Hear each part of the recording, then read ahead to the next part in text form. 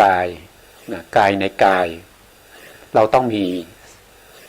ศีลก่อนนะเพราะฉะนั้นเราก็มาพูดเรื่องของศีล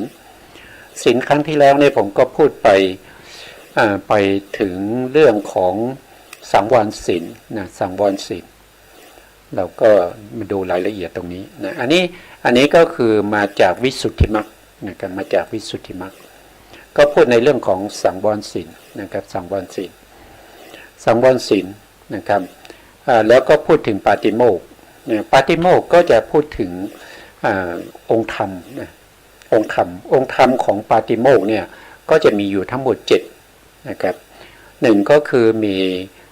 เจตนาศีลนะ2ก็คือมีเจตสิกศีลเจตสิกศีลเนี่ยมีองค์ธรรมแยกออกเป็น2กลุ่มนะเราไปดูอยู่ตรงไหนเอ่ยนี่ผมเพิ่งทำเมื่อกี้เนี่ยนะครับไม่คือก็พยายามที่จะหาเวลาทำอยู่นะครับแต่ก็เพื่อให้เราได้เข้าใจมากขึ้นนะครับผมก็ทำเองนะครับทำเองไม่มีผู้ช่วยนะก็ทำไปเท่าที่ทำได้นะครับเท่าที่เรามีเวลานะทำตรงนั้นก็ลืมตรงนี้นะมันอายุมันเยอะนะอันนี้เป็นองค์ธรรมของ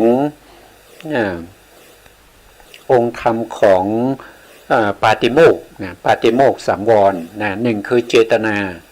นะครับเจตนาก็เป็นศีลใช่ไหมครับเจตนาเป็นศีลมีความตั้งใจจงใจในการที่จะละเว้นข้อประพฤติปฏิบัติที่พระสัมมาสัมพุทธเจ้าท่านให้ได้ห้ามเอาไว้นะครับเช่นศีล5อย่างเงี้ยนะครับก็เป็นข้อห้ามนะครับมี5ข้อเนี่ยนะศีล8นะศีลอุโบสถศีลนะหรือว่าจะเป็นศีล10ของสามเณรอันนั้นเป็นข้อห้ามเป็นไปในเขาเรียกว่าเป็นวาลิตศีลเป็นข้อห้ามที่ไม่ควรทำแล้วก็อีกอันหนึ่งก็เจตนาที่เป็นไปในจารีตศีลก็คือต้องประพฤติปฏิบัติคือต้องทำอย่างเช่นได้ผ้าใหม่มานะจะเป็นจีวรเป็นอะไรก็ตามนะครับก็จะต้องมีการทำพินทุก็คือทำให้ผ้าใหม่นั้นเป็นผ้าเก่าแล้วภิกษุจะได้ไม่ยึดติดในจีวรนะครับทำพินทุก่อนที่จะใช้อย่างนี้ก็คือเป็นข้อปฏิบัตินะครับหรือว่าบางครั้งเนี่ยเราญาติโยมนะเอาอาหารที่เป็นพืชผักผลไม้ที่สามารถที่จะงอกได้เช่นยอดผักเนี่ยผักบุ้งเนี่ยนะครับก็สามารถที่จะขยายพันธุ์ได้ผลไม้ก็พวกที่มีเมล็ดต่างๆอันนี้ก็ต้องทำกัปปิยะทำให้สมควรก่อนที่จะรับประเคนแล้วก็ฉันอย่างนี้อันนี้คือข้อปฏิบัตินะเป็นจารีตศีลที่พระพุทธองค์บัญญัติไว้ก็ต้องทำตามที่พระพุทธองค์บัญญัติเป็นข้อวัดข้อประพฤติปฏิบัติเช่นอุปชัยวัดนะครับลูกศิษย์ก็จะต้องมีหน้าที่ในการที่จะดูแลอุปถัมภ์อุปถากนะครับอุปชาอาจารย์วัดก็คือดูแลอาจารย์ก็ต้องมีหน้าที่อย่างเงี้ยอันนี้ก็เป็นจารีตศีลเป็นไปในเจตนานะครับเพราะฉะนั้นเจตนาเนี่ยก็เป็นไปใน2อย่างนั่นก็คือจารีตศีลกับวาลีตศีลจารีตก็คือต้องประพฤติปฏิบัติเป็นข้อวัดนะถ้าเป็นวาลีตศีลก็คือข้อห้ามไม่ให้ทำนะต่อมาก็มีวิรติ3นะวิรติ3ก็วิรติ3นะครับก็จะเป็นเนี่ยวิรติ3เป็นเจตสิกนะเป็นเจตสิกศีลนะครับซึ่งเป็นองค์ธรรมตรงนี้เราพูดถึง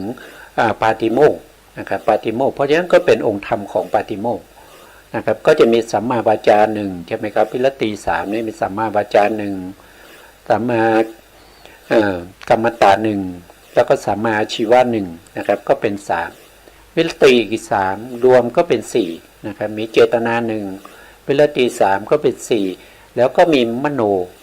โนสุจริตอีกสามนะมโนสุจริตสามก็คือได้แก่อนัพพิชาคือความไม่เพ่งเล็งอยากได้ของคนอื่นอันนี้ได้แก่อโลภะนะอโลภะอยู่ตรงไหนนะครับเราก็มาดูอโลภะโลภะก็เป็นเจตสิกตัวหนึ่งนะครับก็อยู่ในเจตสิกที่เป็นเขาเรียกว่าเป็นโสภณสาธารณะโสภณสาธารณะเจตสิกก็คือดวงนี้ดวงนี้เป็นองค์ธรรมนะครับชื่อว่าอนัพพิชาแต่ตัวองค์ธรรมจริงๆคืออโลภะคือความไม่อยากได้ความไม่เพ่งเล็งอยากได้ของคนอื่นมาเป็นของตัวเรียกว่าอนัพพิชาต่อมาอพยาบาทก็คืออโทสะองค์ธรรมได้แก่ตัวนี้เป็นเจตสิกนะเป็นเจตสิกตัวนี้ก็เป็นอโทสะคือความไม่โกรธนะครับรักษาศีลด้วยความไม่โกรธเป็นอโทสะนะเป็นอพยาบาทสัมมาทิฏฐิสัมมาทิฏฐิก็คือได้แก่ปัญญาก็คือตัวนี้ปัญญาตัวนี้ครั้งที่เราก็ได้พูดไปแล้วนะครับว่าปัญญามีเท่าไหร่อย่างไรนะครับเราก็พูดไปหมดแล้วเพราะฉะนั้นในปาติโมกข์สังวรเนี่ยองค์ว่าโดยองค์ธรรมมีอยู่7องค์ด้วยกันนะครับจำไว้ว่า1คือเจตนาที่เป็นไปในจารีตศีลกับวารีตศีลนะ2ก็คือวิรติ3นะวิรติ3ก็เป็นเขาเรียกว่าเป็นเจตสิกศีลนะเจตสิกศีลนะเจตสิกศีลนะครับแล้วก็มีมโนสุจริตอีก3นะเป็นเจตสิกษาเป็นเจตสิกศีลรวมเจตสิกศีลเนี่ยมีอยู่6นะครับรวมกับเจตนาศีลอีก1ก็เป็น7อันนี้เป็นองค์ธรรมของปาติโมกข์นะครับปาติโมกข์ตรงนี้ปาติโมกข์นะครับเนี่ยปาติโมกข์ศีลมีองค์ธรรมอยู่7นะครับอันนี้ก็น่าจะจบแล้วนะน่าจะจบต่อมานะครับต่อมาสังวรนี้คือนะภิกษุย่อมรักษาซึ่งอินทรีย์คือจักขุย่อมถึงซึ่งความสำรวมในอินทรีย์คือจักขุชื่อว่าสติสังวรเรามาขึ้นเรื่องของสติสังวรนะครับสติสังวรถ้าพูดถึงอินทรีย์เนี่ยอินทรีย์รูปอินทรีย์ที่เป็นที่จะเป็นตัวที่สามารถที่จะเกิดการกระทบแล้วก็เกิดเป็นอกุศลได้นะครับก็คือทางปัญจทวารทางตาอย่างนี้เราก็เรียกว่าเป็นจักขุนทรีย์ตรงนี้ท่านแปลมาเป็นอินทรีย์คือจัสุก็คือตานั่นเองแล้วต่อมานะครับท่านก็จะเนี่ยตรงเนี้ยนะครับตรงที่อินทรีย์คือจักสุอินทรีย์คือโสตะอินทรีย์คือคานะอินทรีย์คือชิวหาอินทรีย์คือกายะอินทรีย์คืออะไรคือใจก็เรียกว่าเป็นเขาเรียกว่ามโนนะครับมโนถ้าว่าโดยอินทรีย์ก็เรียกว่ามนินทรีย์เพราะฉะนั้นอินทรีย์มีอยู่6นะครับที่เกี่ยวกับเรื่องของสติสังวรเนี่ยมีอยู่6อย่างด้วยกันมีจักขุนทรีย์คือสำรวมทางตาโสตินทรีย์สำรวมทางหูคานินทรีย์สำรวมทางกลิ่นนะครับคือโดยจมูกนั่นเองนะครับได้กลิ่นทำยังไงเมื่อได้กลิ่นแล้วจิตของเราไม่เป็นอกุศลแล้วก็มีชิวหินทรีย์ก็คือสำรวมในการรับรสแล้วก็กายอินทรีย์ก็คือสำรวมในการกระทบสัมผัสทำยังไงเมื่อเราได้ สัมผัสกับสิ่งเหล่านี้แล้วจิตใจของเราจะไม่เป็นอกุศลนั่นก็คือจะต้องมีสติสังวรที่เกี่ยวข้องกับทวารทั้งหลายนะครับทางใจเมื่อนึกคิดถึงสิ่งใดแล้วนะเราจะทำยังไงให้ใจของเราเนี่ยไม่เป็นอกุศลไม่เป็นบาปนะครับไม่มีความพยาบาทไม่มีความอยากความต้องการอยากได้อะไรพวกนี้นะเราจะทำยังไงก็ต้องมีสติสังวรทางใจเรียกว่ามนินทรีย์นะครับมนินทรีย์เพราะฉะนั้นสติสังวรก็เป็นไปในทวารทั้ง6ทวารทั้ง6ทีนี้เราจะเป็นไปในทวารทั้ง6เนี่ยเราก็จะต้องเข้าใจในเรื่องของวิถีจิตวิถีจิตสำคัญนะครับทีนี้เราเคยศึกษาในเรื่องของผมเคยทำไว้ครั้งที่แล้วเนี่ยเราศึกษาในเรื่องของลัคนาที่จตุกะใช่ไหมครับลัคนาที่จตุกะนะเดี๋ยวผมดูนะครับมันจะอยู่ตรงไหนเอ่ยนะจะอยู่ตรงไหนเอ่ยจะมีวิถีอยู่นะครับอย่างนี้นะครับอันนี้ก็คือเรามาดูตรงนี้เป็นตัวอย่างนะครับมาดูตรงนี้เป็นตัวอย่างอันนี้คือเรื่องของ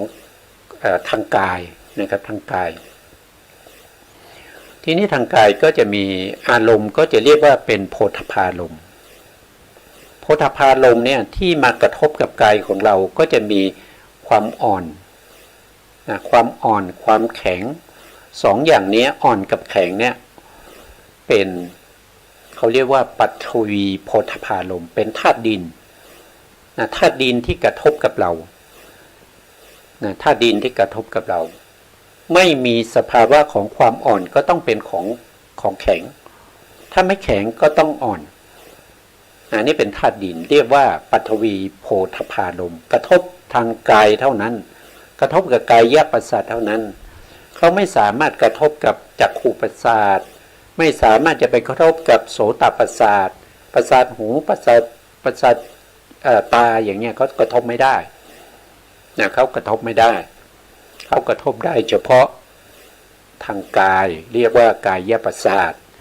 นะครับนอกจากนั้นยังมีความเย็นความร้อนนะความเย็นกับความร้อนเนี่ยเขาเรียกว่าเป็นเตโชโพธพารมณ์กระทบเฉพาะกายประสาทกระทบอย่างอื่นไม่ได้นะครับกระทบอย่างอื่นไม่ได้กระทบได้เฉพาะกายประสาทต่อไปก็จะเป็นความหย่อนความตึง2อย่างนี้ก็จะเป็นธาตุวายโยธาตุนะครับก็คือธาตุลมกระทบได้เฉพาะกายประสาทเท่านั้นเพราะฉะนั้นกายประสาทเนี่ยจะมีอารมณ์มากระทบอยู่3อย่างแต่เรียกชื่อว่าโพธพารมณ์รวมเป็นโพธพารมณ์แต่โพธพารมณ์นั้นจะเป็นปฐวีโพธพารมณ์หรือว่าเตโชโพธพารมณ์หรือว่าวายโยโพธพารมณ์ก็อยู่ที่เวลากระทบแล้วมโนทวารปัญจทวาราตรงนี้นะจิตดวงนี้เรียกว่าเป็นปัญจทวาราวัชนะจิตทำหน้าที่อาวัชนะก็คือขึ้นไปพิจารณาอารมณ์ใหม่นะครับคือตัดกระแสภวังค์ภวังค์ที่จิตที่เกิดก่อนหน้าปัญจทวาราวัชนะจิตเนี่ยเป็นภวังคจิตเมื่อตัดกระแสภวังค์ขาดแล้วก็เกิดขึ้นมาอาวัชนะไปที่โพธพารมณ์พอไปที่โพธพารมณ์มีมนสิการไปในความคือเราส่งจิตของเราเนี่ยไปดูแข็งหรืออ่อนเพราะตอนนี้กระทบแล้วกระทบตั้งแต่ตรงนี้นะครับกระทบกันตั้งแต่ตรงที่เป็นอุปาทขณะของอาติตะภวังค์ตรงเนี้ยกระทบแล้วโพธพารมณ์นี่กระทบกับกายประสาทแล้วนี่เขากระทบกันณจุดนี้กระทบแล้วแต่ปัญจทวาราวอาวัชนะซึ่งเป็นกิริยาจิตเนี่ยเป็นจิตที่ อาวชนะอารมณ์นั้นว่าอารมณ์นั้นเป็นโพธพารมณ์แต่โพธพารมณ์จะเป็นปฐวีโพธพารมณ์หรือว่าเตโชโพธพารมณ์หรือวายโยโพธพารมณ์ก็ขึ้นอยู่กับมนสิการที่เกิดขึ้นก็จะน้อมไปตรงนั้นก็ทำให้กายประสาทเกิดขึ้นกายประสาทที่เกิดขึ้นนี้ก็จะรู้ตามนะครับรู้ตามแต่รู้จริงนะไม่รู้เหมือนกับปัญจทวาราวชนจิตปัญจทวาราวชนจิตเนี่ยเขาจะรู้เฉพาะรู้เห็นนะรู้เห็นเขาไม่ได้รู้ตัวจริงๆไม่ได้รู้ด้วยการประจักษ์แต่แนะนำอารมณ์ชี้อารมณ์ให้แก่กายวิญญาณจิตกายวิญญาณจิตเกิดขึ้นรู้จริงๆรู้ด้วยการประจักษ์รู้ด้วยประจักษ์ตังนะรู้แข็งอ่อนหรือรู้เย็นร้อนหรือรู้หย่อนตึงอยู่ที่กายประสาทเป็นผู้รู้ด้วยการประจักษ์แจ้งแต่รู้ได้ด้วยเพราะมีปัญจทวาราวชนจิตทำหน้าที่อาวชนะเป็นตัวที่พิจารณาอารมณ์นั้นก่อนนะแต่ไม่ว่าจะเป็นปัญจทวาราวชนจิตหรือกายวิญญาณจิตเนี่ยเขาไม่ได้เป็นอกุศลนะเขาไม่ได้เป็นอกุศลแต่เขาเป็นอพยากตะคือเขาไม่ใช่อกุศลแล้วก็ไม่ใช่กุศลคือเขาไม่ได้เป็นบาปเขาไม่ได้เป็นบุญเขาเป็นกิริยาจิตแล้วก็เป็นวิปากจิตนะเป็นวิปากจิตก็คือเป็นผลของกรรมเป็นผลของกรรมผลของกรรมคือกายวิญญาณจิตแต่ปัญจทวาราวชนจิตนี้เป็นกิริยาจิตเพราะฉะนั้นสองตัวนี้ก็ไม่ได้เป็นกุศลหรืออกุศลนะเรามาดูนะเรามาดูจิตนะมาดูจิตที่ผมพูดถึงก็คือดวงนี้ทำหน้าที่เป็นอาวชนะในปัญจทวารวิถีเป็นปัญจทวาราวชนจิตเป็นอาเหตุกะกิริยาเขาไม่ได้เป็นบาปนะเขาไม่ได้เป็นอกุศลจิตนะเขาไม่ได้เป็นกุศลจิตนะเขาเป็นกิริยาจิตนะเขาเป็นกิริยาจิตแล้วต่อมาก็คือกายวิญญาณจิตก็คือได้แก่สองดวงนี้ดวงใดดวงหนึ่งข้างบนก็เป็นกายสุขเวทนาข้างล่างก็จะเป็นข้างบนโทษทีข้างบนเป็นทุกขเวทนานะครับข้างล่างนี้เป็นสุขเวทนาสองดวงนี้ดวงใดดวงหนึ่งเกิดขึ้นตรงนี้เกิดได้เฉพาะดวงเดียวนะครับในวิถีนะเกิดทีละหนึ่งดวงนะก็เป็นวิบากนะครับเป็นวิบากก็คือเป็นอเหตุกะวิบากเป็นอกุศลเป็นทุกขะถ้าเป็นประเภทที่เป็นสุขะใช่ไหมเป็นกายสุขกายวิญญาณจิตเนี่ยก็จะเป็นอเหตุกะกุศลวิบากก็เป็นวิบากเขาไม่ได้เป็นบาปนะเขาไม่ได้เป็นอกุศลเขาไม่ได้เป็นกุศลแล้วต่อมาสัมปติชนะรับอารมณ์ต่อจากกายวิญญาณจิตสัมปติชนะก็เป็นวิบากนะครับมีที่ดวงหนึ่งเป็นอกุศลนะอกุศลวิบากนะแล้วก็นี่อีกดวงหนึ่งก็เป็นอเหตุกะกุศลวิบากเขาเป็นวิบากเขาไม่ได้เป็นอกุศลแล้วก็ไม่ได้เป็นกุศลต่อมาสันติละนะไต่สวนอารมณ์นะก็คือสามดวงนี้ดวงใดดวงหนึ่งนะครับข้างบนเป็นอกุศลวิบากอุเบกขาสันติละนะอกุศลวิบากข้างล่างเป็นอเหตุกะกุศลวิบากนะครับดวงที่หนึ่งเป็นอุเบกขาสันติละนะอเหตุกะกุศลวิบากดวงที่สองเป็นสมนัตสันติละนะอเหตุกะกุศลวิบากดวงใดดวงหนึ่งเกิดขึ้นณตรงนี้ก็เป็นวิบากเหมือนกันไม่ได้เป็นบุญหรือเป็นบาปต่อมาดวงนี้ดวงนี้สันติละนะนะครับโทษทีนะสันติละนะคือดวงนี้นะครับผมชี้ผิดไปนิดหนึ่งนะครับแล้วก็มาโวทัพพนะก็คือมโนทวาราวชนจิตดวงนี้ทำหน้าที่ในการตัดสินอารมณ์นะครับตัดสินอารมณ์ทำหน้าที่โวทัพพนะก็คือตัดสินอารมณ์เป็นมโน กิริยาเป็นมโนกิริยาจิตเป็นอเหตุกะกิริยาก็ไม่ได้เป็นบุญเป็นบาปนะครับเราก็จะเห็นได้ว่าตั้งแต่ปัญจทวาราวชนะจิตนะครับกายวิญญาณจิตสัมปติชนะจิต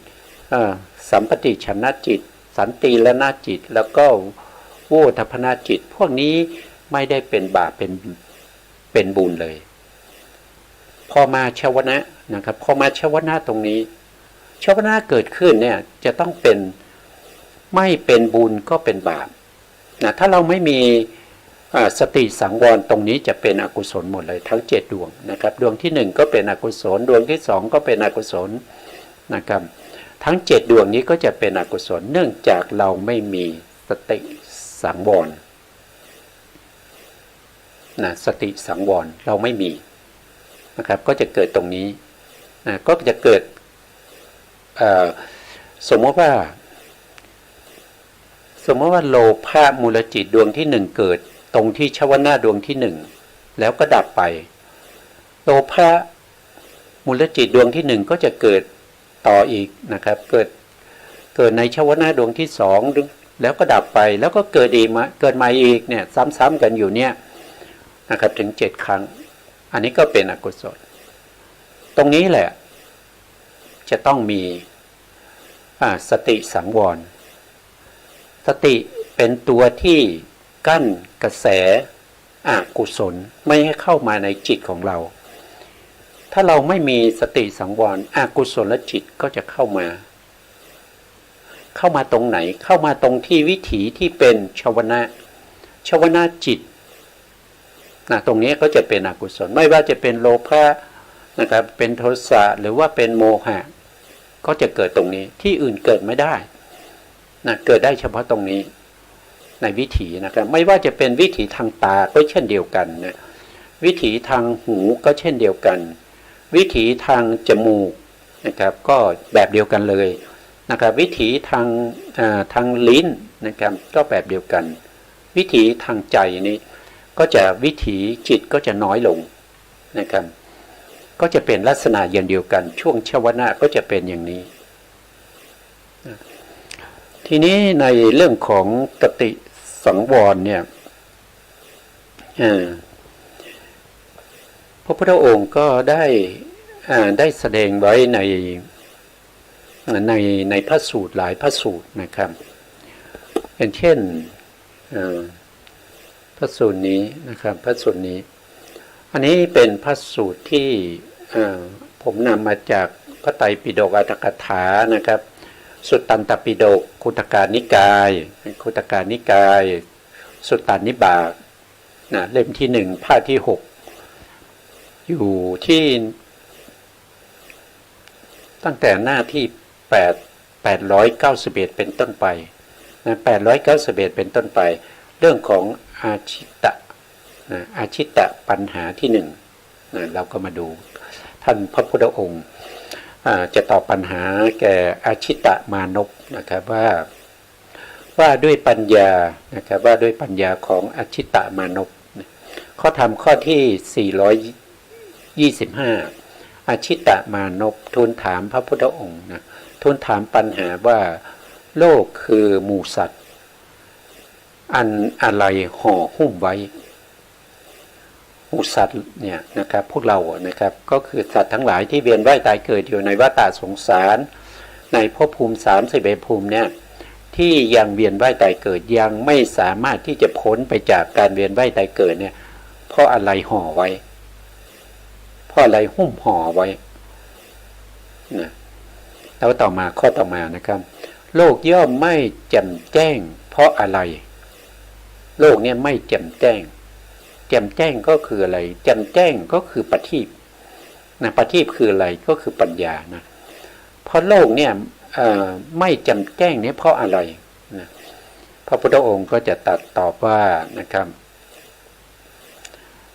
นะตัดว่าอะไรว่านะครับเป็นเครื่องฉับทาโลกไว้อะไรเป็นภัย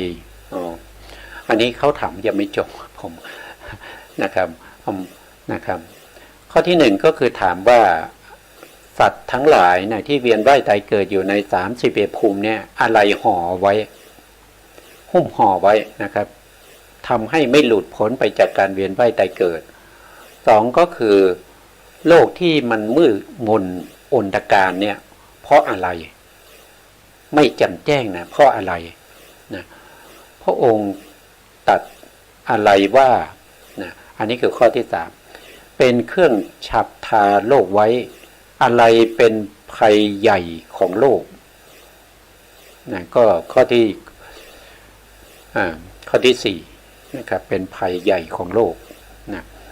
ทีนี้พระพุทธองค์จะตอบว่าไงนะครับเราก็มาดูนะพระผู้มีพระภาคเจ้าตรัสพยากรณ์ว่าดูก่อนอชิตะโลกอันอวิชชาหุ้มห่อไว้นะที่เราไม่สามารถที่จะหลุดพ้นไปจาก31ภูมินี้ไปได้ก็เพราะว่าอวิชชาเป็นตัวหุ้มห่อเราเอาไว้นะโลกไม่แจ่มแจ้งเพราะความตณีความตณีเป็นตัวที่ทำให้เราไม่แจ่มแจ้งแล้วก็ในบางที่นะครับก็จะมีต่อนะครับก็คือที่ไม่โลกไม่แจ่มแจ้งเนี่ยเพราะความตณีและความประมาทนะก็ความประมาทนี่ก็คืออวิชชาเหมือนกันนะครับความตณีก็คือมัจฉริยะนะความตณีมัจฉริยะเนี่ยผู้ที่ละได้โดยสมุจเฉทเลย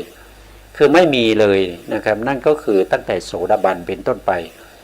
นะเพราะฉะนั้นโสดาบันนี้จะไม่มีความตณี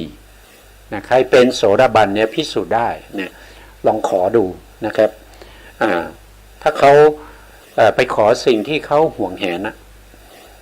ถ้าเขาสามารถที่จะให้ได้โดยไม่มีความตณีเลยแสดงว่าเขามีคุณธรรมเป็นโสดาบันนะโสดาบันละได้ด้วยความเป็นสมุจเฉทแต่ความประมาทคืออวิชชาเนี่ยละได้ด้วยความเป็นพระอรหันต์โสดาบันก็ละได้แต่ละได้บางส่วนไม่สามารถละได้ทั้งหมดนะผู้ที่ละได้จริงๆทั้งหมดเลยคือพระอรหันต์นะพระอรหันต์ก็คืออรหันตมรรคนะครับเป็นผู้ละนะเรากล่าวว่าตัณหาเป็นเครื่องฉับทาโลกเอาไว้นะครับตัวตัณหาได้เป็นตัวที่ฉับทาโลกเอาไว้ก็คือฉับทาสัตว์ทั้งหลายไว้โลกในที่นี้หมายถึงหมู่สัตว์ใช่ไหมเพราะฉะนั้นตัณหาคือความอยากความต้องการเนี่ยเป็นตัวที่ฉับทาหมู่สัตว์เอาไว้สัตว์ก็ต้องมีความอยากความต้องการนะมีตัณหามีราคะนะมีกามฉันทะเนี่ยมันก็ต้องมีเนี่ยมันก็ต้องมีเพราะว่าอะไรเพราะว่าเราคือสัตว์ที่ยังต้องเวียนว่ายตายเกิดอยู่ใน31ภูมิเรายังไม่ได้เข้าถึงความเป็นพระอรหันต์นะครับเรายังจะต้องเวียนว่ายตายเกิดอยู่เพราะฉะนั้นตัณหาก็ฉาบทาพวกเราเอาไว้นะแต่ถ้าเป็นโสดาบันเนี่ยตัณหานี่ก็ฉาบทาเบาบางนะครับเพราะตัณหานี่ยังทำให้พระโสดาบันมาเกิดในกามสุคติภูมิได้อีกถึง7 ครั้งด้วยกัน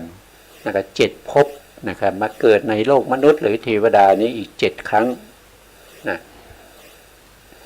ถ้าเป็นสกัทคามีก็ยังต้องมาเกิดในโลกนี้อีกนะครับยังต้องมาเกิดในโลกนี้อีก1 ครั้งนะ1 ครั้งถ้าเป็นพระอนาคามีพระอนาคามีจะไม่มาเกิดในกามสุคติภูมิก็คือไม่เกิดเป็นมนุษย์แล้วก็ไม่เกิดเป็นเทวดาแต่พระอนาคามียังไม่หมดตัณหายังฉาบทาอยู่แต่เล็กน้อยเบาบางเขายังต้องเวียนว่ายตายเกิดแต่เขาเวียนว่ายตายเกิดอยู่ในรูปประพรหมเป็นพรหมนะครับไปเกิดเป็นพรหมนะเป็นรูปประพรหมหรืออรูปประพรหมก็ยังมีอยู่นะครับผู้ที่จะตัดได้จริงๆตัวตัณหาก็จะต้องเป็นอรหันตมรรคเป็นพระอรหันต์เท่านั้นนะครับที่จะไม่ต้องเกิดอีกต่อมานะครับทุกข์เ เป็นภัยใหญ่ของโลกนะภัยใหญ่ของโลกก็คือทุกข์นั่นเองอันนี้เป็นปัญหาของอชิตตมานพนะครับเพราะว่าทุกวันนี้ใครไม่มีทุกข์นะครับทุกคนมีทุกข์เหมือนกันหมดไม่ว่าจะเกิดเป็นมีมีศักดิ์มีสีใหญ่โตแค่ไหนนะครับเป็นถึงเจ้าโลกนะครับเช่นผู้นำต่างๆที่เป็นเจ้าโลกประเทศอเมริกาประเทศจีนเนี่ยที่เป็นมหาอำนาจเนี่ยเขาถือว่าเขาเป็นเจ้าโลกนะถามว่าเขาไม่มีทุกข์หรือเปล่าเขามีแต่ความสุขใช่ไหมไม่ใช่นะเขามีทุกข์ด้วยแต่ทุกข์เขาเนี่ยไม่เหมือนกับทุกข์ของยาจกไม่เหมือนกับทุกข์ของขอทานมันทุกข์กันคนละแบบมันต้องมีอยู่แล้วเพราะฉะนั้นทุกข์เนี่ยเป็นภัยนะทุกข์เป็นภัยใหญ่ของโลกนะครับนะเป็นภัยใหญ่ของสัตว์โลกนะโลกในที่นี้หมายถึงสัตว์ที่ยังเวียนว่ายตายเกิดนะครับเพราะฉะนั้นก็ต้องมีทุกข์ด้วยกันทุกคนนะต่อไปอชิตตามานพก็จะถามต่อนะครับอชิตตามานพนะครับอันนี้คืออชิตตามานพนะครับถามว่ากระแสทั้งหลายย่อมไหลไปในอารมณ์ทั้งปวงอะไรเป็นเครื่องกั้นกระแสทั้งหลายนะขอพระองค์จงตรัสบอกเครื่องกั้นกระแสทั้งหลายอันนี้คือข้อที่หนึ่งถามว่ากระแสทั้งหลายกระแสในที่นี้หมายถึงอกุศลนะอกุศลที่มันไหลไปในชีวิตประจำวันของเราเมื่อเราเห็นแล้วเราก็เกิดอกุศลนะครับไม่ว่าจะเป็นโลภะโทสะโมหะก็เกิดขึ้นนะเมื่อเกิดขึ้นแล้วเนี่ยอะไรล่ะเป็นตัวที่จะกั้นกระแสเหล่านี้ขอพระองค์จงตรัสบอกเครื่องกั้นกระแสทั้งหลายนะกระแสทั้งหลายอันบัณฑิตปิดกั้นได้ด้วยธรรมอะไรอันนี้คือข้อเดียวกันนะครับแต่ถามเป็นสองตอนด้วยกันนะครับกระแสทั้งหลายอันบัณฑิตย่อมปิดกั้นได้ด้วยธรรมอะไรนะพระพุทธองค์ก็จะตอบนะครับดูก่อนอชิตะสตินะมาแล้วสตินะสติเป็นเครื่องกั้นกระแสในโลกเรากล่าวสติเป็นเครื่องกั้นกระแสทั้งหลายนี่ก็เป็นสตินะสตินี่เป็นเครื่องกั้นเพียงแต่กั้นเหมือนกับว่าเราจะกั้นกระแสน้ำหรือทำเขื่อนเนี่ยอันนั้นเป็นตัวกั้นนะกั้นกักน้ำไว้เท่านั้นเองแต่ถามว่ายังมีอกุศลไหมอกุศลยังมีอยู่เพียงแต่อกุศลเกิดขึ้นไม่ได้นะครับเพราะว่ามีสตินะจิตที่มีสติเนี่ยอกุศลเกิดขึ้นไม่ได้เพราะสตินี้เป็นเจตสิกประเภทที่เป็นโสภณจิตนะครับเป็นโสภณเจตสิกโทษทีนะครับเรามาดูว่าสตินะสติก็คือดวงนี้นะสติคือดวงนี้ในแผนภูมินะครับเป็นเจตสิกดวงหนึ่งที่อยู่ในประเภทที่เป็นโสภณเจตสิกนะแต่เขาสังกัดอยู่ในโสภณสาธารณเจตสิกก็คือหมายถึงว่าจิตที่เกิดขึ้นที่เป็นโสภณจิตเนี่ยจะต้องประกอบด้วยสติ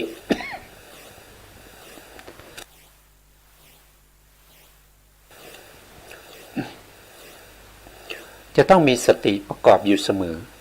นะครับโสภณจิตเกิดขึ้นแล้วไม่มีสติไม่ได้โสภณจิตก็มีอยู่91ดวงนะครับ91ดวงเราก็ทวนเรื่อง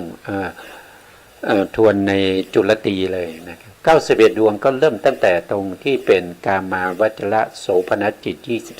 24แล้วก็มีมหคตจิต27แล้วก็มีโลกุตระจิต8หรือ40นะพวกนี้รวมกันแล้วก็จะมีอยู่91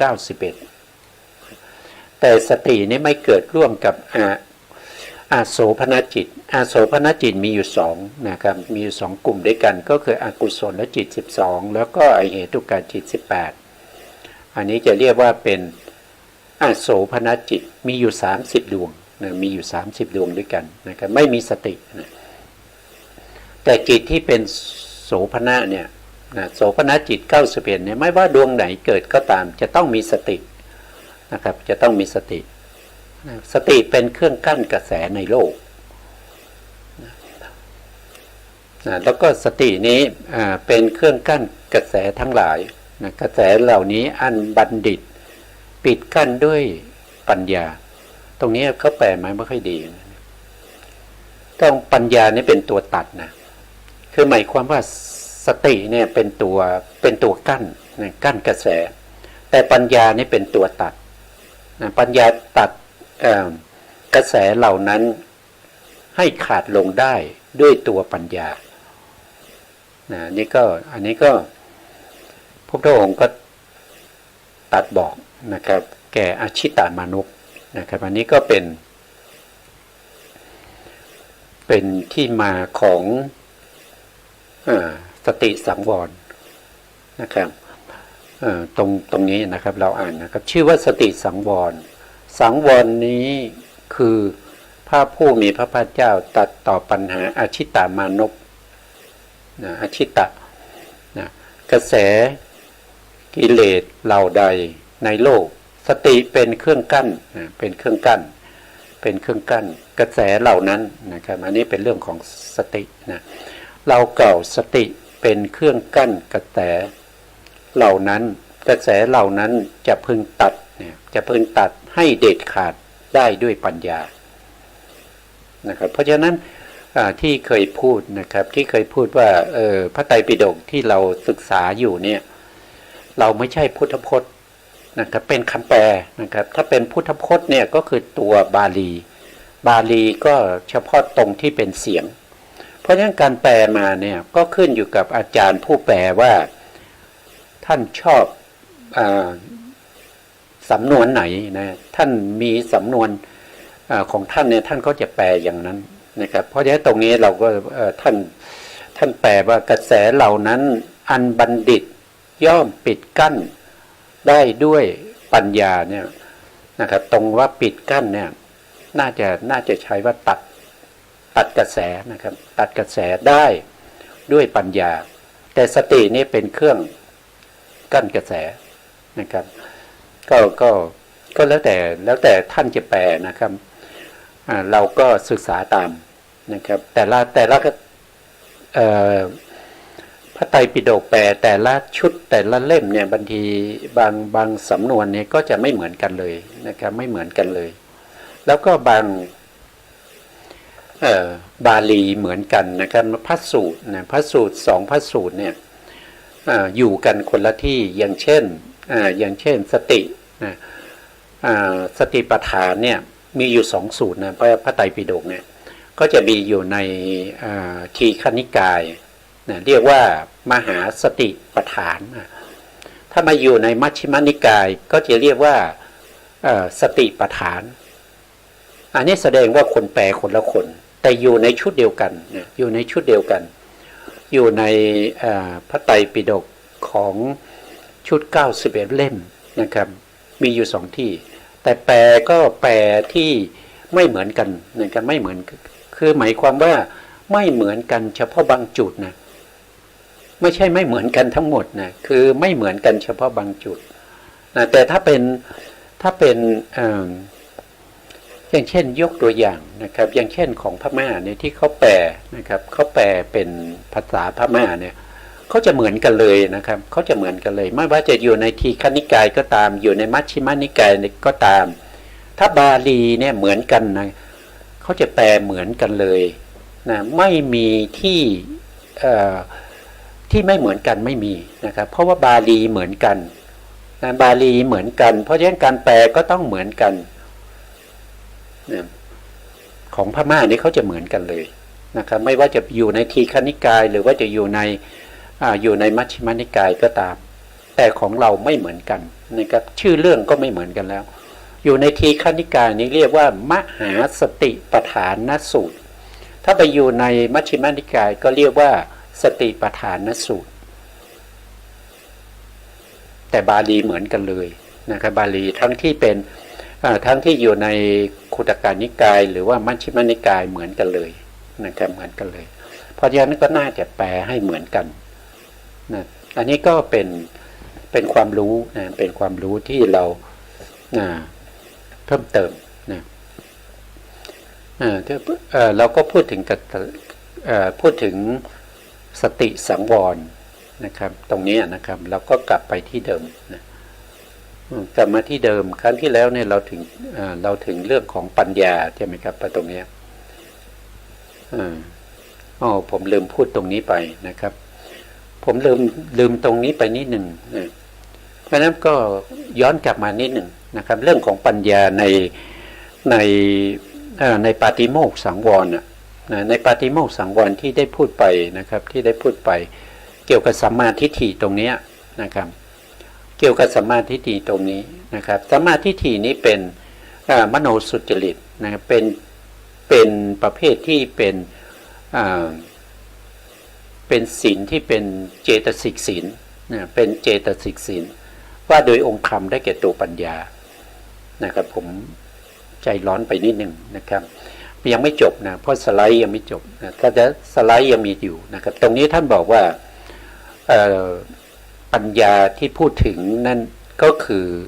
สัมมาทิฏฐินั้นนะครับสัมมาทิฏฐิก็อาจจะเกิดขึ้นได้จากการ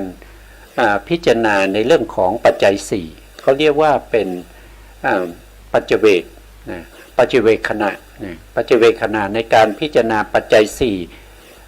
ก่อนที่เราจะใช้ปัจจัยสี่ไม่ว่าจะเป็นจีวรนะข้อที่หนึ่งนะครับจีวรหรือเสื้อผ้านะพิจารณาโดยแยบคายแล้วจึงใช้จีวรหรือเสื้อผ้าก็คือจีวรนี่ก็เป็นเฉพาะที่เราเอ่ยถึงอาจจะเป็นผ้าทั้งหลายไม่ว่าจะเป็นสังคติสบง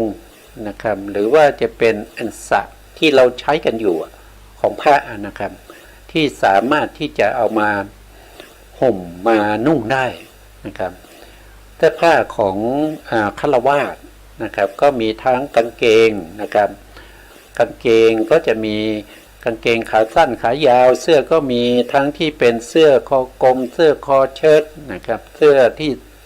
อะไรทั้งหมดเนี่ยนะครับก่อนที่เราจะใช้เราต้องพิจารณาโดยแยบคายนะครับเราพิจารณาโดยแยบคายว่ายังไงนะอันนี้เป็นตัวอย่างนะครับแต่เรานำไปใช้ได้หรือว่าเราอาจจะพิจารณาอย่างอื่นก็ได้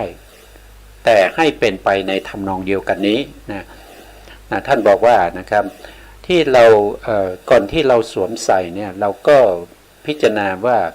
เราจะสวมใส่เนี่ยก็เพื่อจะบำบัดความหนาวนะเพื่อบำบัดความร้อนนะเพื่อบำบัดสัมผัสอันเกิดจากเหลือกยุงลมแดดและสัตว์เลื้อยคลานทั้งหลายนะครับแล้วก็ยังเพื่อปกปิดอวัยวะอันก่อให้เกิดความละอาย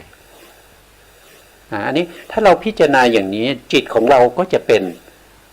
มหากุศลนะมหากุศลตรงที่เป็นช่วงชวนา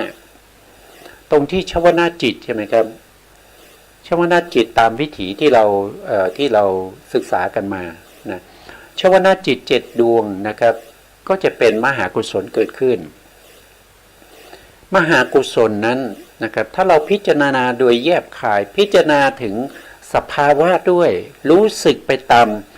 ที่เรานึกคิดไปเนี่ยก็จะมีปัญญาประกอบด้วยนะปัญญานั้นก็เป็นสัมมาทิฏฐิแล้วก็เป็นปัญญาประเภทที่เป็นปาฏิโมกข์สังวรด้วยนะเป็นเจตสิกศีลปาฏิโมกข์สังวรนะก็จะเป็นไปได้มันก็เป็นศีลนะอันนี้ถ้าเราพูดไปนะครับถ้าเป็นพระภิกษุเนี่ยพระพุทธองค์ให้ทำนะเนี่ยคือหมายความว่าในแต่ละวันเนี่ยนะครับจะต้องทำนะเวลาเราใช้สอยจีวรหรือว่าใช้สอยในเรื่องของสังคติผ้าห่มผ้านุ่งทั้งหลายเนี่ยจะต้อง จะต้องมีการพิจารณาถ้าไม่พิจารณาเกิน1 วันพระอาทิตย์ขึ้นก็ปรับอาบัติอย่างเนี้ยก็ต้องทำเนี่ยเพราะฉะนั้นอันนี้เป็นทั้งเจตสิกศีลนะเจตสิกก็คือเป็นประเภทที่เป็นจารีตศีลนะแล้วก็ยังเป็นปาติโมกข์สังวรศีลด้วยนะเพราะฉะนั้นก็เป็นได้ทั้งเจตนาศีลเจตสิกศีลนะเจตสิกศีลที่เป็นไปในปาติโมกข์แล้วก็เป็นทั้งมโนสุจริตด้วยอันนี้ก็เป็นเรื่องของเสื้อผ้านะครับต่อมาในข้อที่2นะครับก็บิณฑบาตคืออาหารที่จะฉันหรือบริโภคพิจารณาโดยแยบคายแล้วจึงฉันบิณฑบาตหรือบริโภคอาหารไม่ใช่นะคือต้องพิจารณาก่อนที่เราจะฉันนะไม่ใช่เป็นไปเพื่อความเพลิดเพลินสนุกสนานไม่ใช่เพื่อความเมามันเกิดกำลังพลังทางกายไม่ใช่เพื่อประดับตกแต่งประดับตกแต่งตรงนี้ก็คือหมายถึงว่ากินให้อ้วนพีนะครับให้หน้าตาสดชื่นนะครับให้สดใสนะครับหรือว่าอ้วนเกินไปอาจจะกินให้น้อยหน่อยนะก็เป็นการตกแต่งนะเป็นการตกแต่งร่างกายไปตามกิเลสนะครับท่านก็บอกว่าให้พิจารณาก่อนว่าเราไม่ใช่ฉันอาหารบิณฑบาตหรือว่าบริโภคอาหารเหล่านี้เพื่อจะตกแต่งร่างกายนะแต่ให้เป็นไปเพียงเพื่อความดำรงอยู่แห่งกายนี้เพื่อความเป็นไปได้ของอัตภาพเพื่อความสิ้นไปแห่งความลำบากทางกายเพื่ออนุเคราะห์แก่การประพฤติพรหมจรรย์ด้วยการทำอย่างนี้เราย่อมระงับเสียซึ่งทุกขเวทนาเก่าคือความหิวและไม่ทำทุกขเวทนาใหม่ให้เกิดขึ้นเพื่อความเป็นไปโดยสะดวกแห่งอัตภาพนี้ด้วยเพื่อความเป็นผู้หาโทษมิได้ด้วยและความเป็นอยู่โดยผาสุกจะมีแก่เราอันนี้เราต้องพิจารณาก่อนเราต้องพิจารณาโดยแยบคายนะถ้าพิจารณาโดยแยบคายชวนาจิตที่เกิดขึ้นในวิถีในขณะที่เรากำลังพิจารณานั้นจะต้องเป็นมหากุศลญาณสัมปยุตแต่ถ้าเราพิจารณาโดยไม่แยบคายเราก็ท่องไปบ่นไปแต่ไม่ได้มีจิตน้อมไปในสภาวะของการพิจารณาอย่างนั้นก็เป็นมหากุศลแต่ไม่มีปัญญาเป็นมหากุศลเป็นมีสตินะมีสติในการพิจารณาแต่จิตดวงนั้นไม่ประกอบด้วยปัญญาเป็นญาณวิปยุตนะถ้าเป็นสติตรงนั้นก็ถือว่าเป็นสติสังวรก็ได้นะครับเพราะว่าจิตเราเป็นกุศลเพราะจากการปัจเจเวกปัจจัย4ก็เป็นสติสังวรได้ต่อมาในข้อที่3พิจารณาเสนาสนะเสนาสนะก็คือที่นั่งที่นอนนะครับคือที่ยืนก็ได้นะครับที่นั่งที่นอนที่ยืนหรือว่าที่เราทำกิจวัตรประจำวันที่ไหนก็ตามนะครับเราก็จะต้องมีการพิจารณาโดยแยบคายแล้วใช้สอยเสนาสนะนั้นคือหมายความว่าอะไรก็ตามโต๊ะเก้าอี้นะครับหรือว่าจะเป็นเตียงตั่งที่หลับที่นอนนะถ้วยชามที่เราจะใช้อะไรพวกนี้เราก็ต้องมีการพิจารณาก่อนนะครับถ้วยชามจะไม่ใช่เสนาสนะนะถ้วยชามจะไปอยู่ที่อาหารนะครับบิณฑบาตนะครับก็พิจารณาได้นะครับพิจารณาได้นะ ก็ทำยังไงก็ตามนะครับ จะอยู่ในข้อไหนก็ตามทำยังไงให้จิตของเราเนี่ยเป็นกุศลนะเมื่อจิตของเราเป็นกุศลนั่นก็แสดงว่าเรามีศีลใช่ไหมครับศีลนี้เป็นสภาวะไม่ใช่บาปไม่ใช่อกุศลเพราะฉะนั้นศีลก็เป็นกุศลไม่ว่าจะเป็นกุศลที่เป็นญาณวิปยุตหรือว่าญาณสัมปยุตก็เป็นศีลได้เพราะว่าไม่ใช่อกุศลถ้าจิตของเราเป็นอกุศลเมื่อไหร่นั่นแสดงว่าเราไม่มีศีลนะพูดง่ายๆไม่ใช่มีเราไม่มีศีลนะเสตรงนี้ท่านย่อไว้นะครับก็เราก็เข้าใจนะครับว่า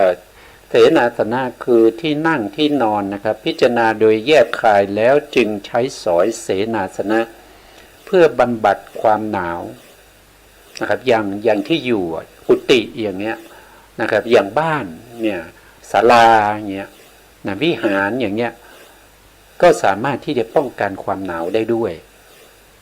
นะครับอย่างเช่นผ้าห่มผ้าปูนอนอะไรพวกนี้ก็เป็นเสนาสนะนะเพื่อบำบัดความร้อนนะครับ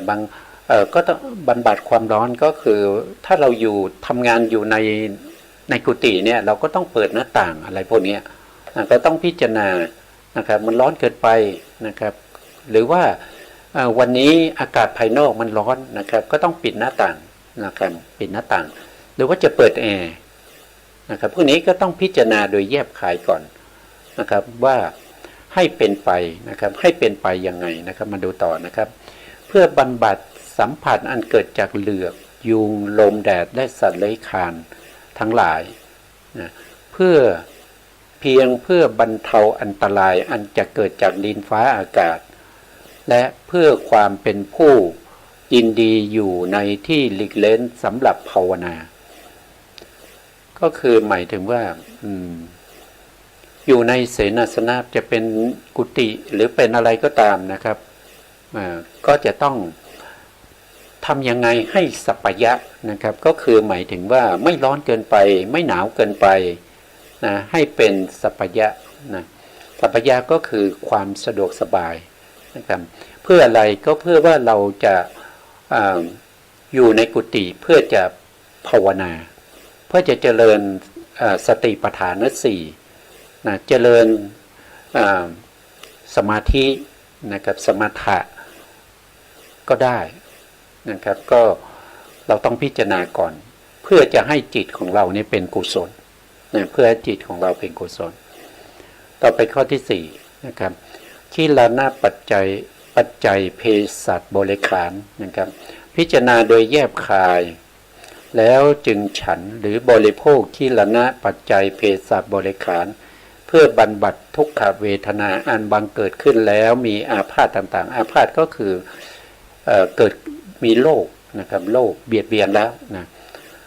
เจ็บไข้ได้ป่วยนะครับเราก็ต้องหายามาทานนะครับอาพาธต่างๆเหล่านั้นเป็นมูลนะครับก็คือความเจ็บไข้เหล่านั้นเป็นมูลให้เราต้องไปกินยาหรือฉันคิลนะเภสัชนะครับเพื่อความเป็นผู้ไม่มีโรคเบียดเบียนเป็นอย่างยิ่งดังนี้นะก็ยาก็รู้อยู่แล้วนะครับเราใช้เหมาะสมหรือไม่นะครับเราควรจะใช้ตอนไหนนะครับบางอย่างเนี่ยเราไม่ควรจะใช้เกินกว่าความเป็นไปความจำเป็นที่ต้องใช้ยานะครับอย่างเช่นเราใช้ยาไม่ถูกเนี่ยนะครับก็จะทำให้เกิดโรคอย่างอื่นเนี่ยแทรกซ้อนเข้ามาได้อย่างปัจจุบันเนี่ยที่เขาทานยาที่เป็นอะไรฟ้าทลายโจรนะครับฟ้าทลายโจรเนี่ยท่านบอกว่านะครับ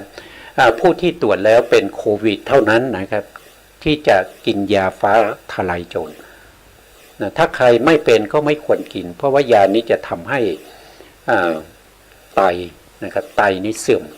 นะครับเพราะฉะนั้นก็พิจารณาโดยแยบคายก่อนที่จะฉันหรือจะบริโภคนะครับตามสมควรแล้วก็ในขณะนั้นเราต้องดูที่จิตนะจิตที่เป็น ของเราเนี่ยเป็นชวนะเนี่ยจะต้องเป็นกุศลนะถ้าไม่เป็นกุศลก็ถือว่าเราก็ไม่มีศีลนะเราขาดศีลนะครับเพราะว่าศีลคือกุศลธรรมนะรองรับกุศลธรรมชั้นสูงจิตของเราเป็นอกุศลก็นะไม่ดีนะสุดท้ายนี้ขอกราบขอบพระคุณพระครูสมุทรวิสุวัตรวรกิจโจผู้อำนวยการสถานีวิทยุเพื่อการศึกษาพระพุทธศาสนาและวัฒนธรรม FM 104.5 เมกะเฮิรตซ์วัดฝายหินจังหวัดเชียงใหม่และขอกราบขอบพระคุณพระครูปริยัติยานุศาสตร์